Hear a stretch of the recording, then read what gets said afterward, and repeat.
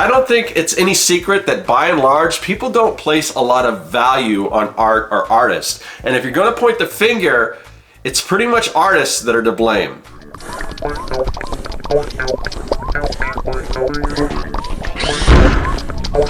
Greetings everyone, welcome to the underground lair where we bring our creations to life. I'm Scott with Serkworks Art Labs. I'm a professional illustrator, designer, and mad creator. I've been doing this for quite a long time, and over the years I've got a little better at it. I've got more successful. So, right now I get paid pretty well for doing the work that I do. It wasn't always that way. But the thing is, it's not all, some of it does have to do with your experience, getting better and all that, but I think the underlining thing, and this doesn't have to take a lot of time.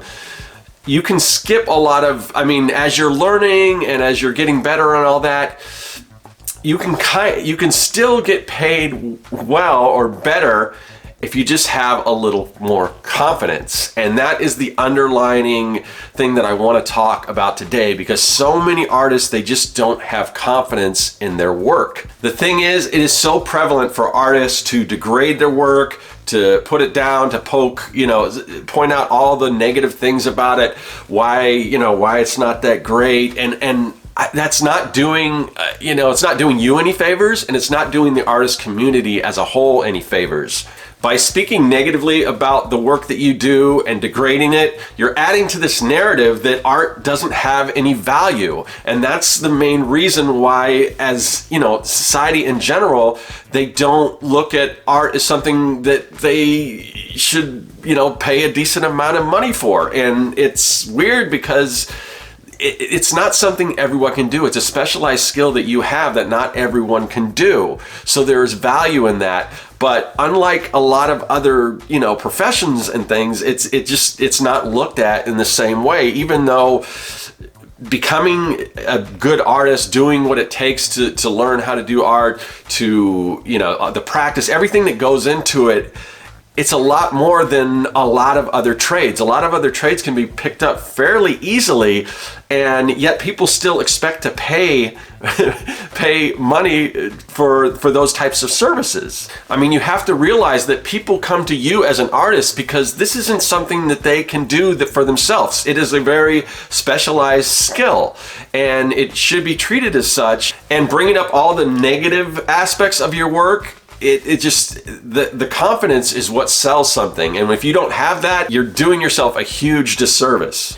It's okay to be proud of your work. And even if you're just getting started, instead of focusing on what you don't like about your work, focus on the positive aspects. How are you improving? How are you better than you were before? Think about what in your work you're really happy with, that you see improvements and everything, and focus on that, and don't even speak about the rest. It's okay to be proud of your work, and you don't see this in really too many other professions. Think about a plumber. If a plumber was like, I'm a plumber. I'm not very good. My joints are, they're not very strong, and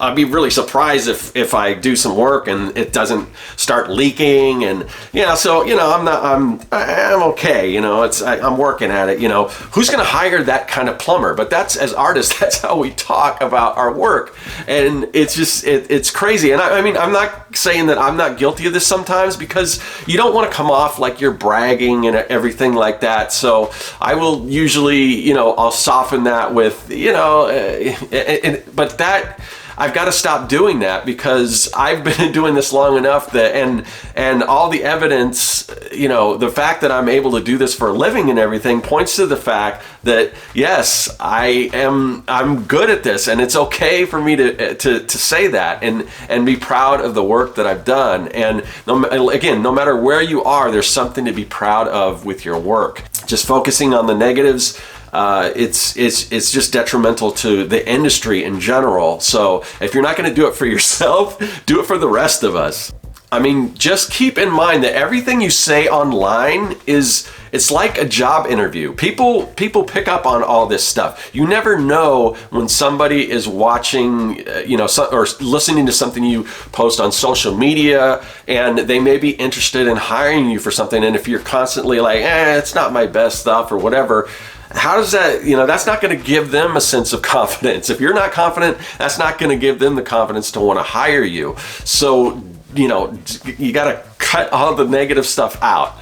I mean, and speaking of this being, the stuff you put out on the internet being like a job interview, I mean, imagine if somebody was to go into a job and with the same sort of attitude that a lot of us as artists perpetuate. We go in, I'm okay, I'm not the best, there's a lot of other candidates that are probably better than me. I mean, a lot of, because you hear that, this artist is so great, I could never be that good or whatever. You wouldn't go into a job interview and just bring yourself down. What you would do is you would represent yourself as positively and as professionally and with as much pride and you're going to talk about the skills that you're good at, the things that you're not going to focus on the negative. That would just be crazy. So why do we do the same when we're online when everyone is watching? So especially if doing this for a living is something you want to do, and if it's not, still maybe cut that out, because like I said, it does harm the whole industry. If more artists approach it with positivity and talking about their strengths, talking about how, most of the world, maybe I'm just starting out, but I'm really seeing some improvement. I'm liking what I'm doing, and the fact is, the average person can't do this. Even though I'm still starting off, the average person can't do that. And that's where people start to see the value in the work that even a beginning artist does when they're first starting off. Yeah, I mean, it's like, the old adage, if you can't say anything nice, don't say it at all. Well, think about that when it comes to yourself at all. It doesn't just mean when you don't say anything bad about somebody else. So don't say it about yourself or your work. Focus on those positive things, the things that you're good at, and improve on the other stuff. And maybe don't even kind of mention that, or maybe I could use some help on that, but I see how it's improving. You got to put a positive spin on everything that you do.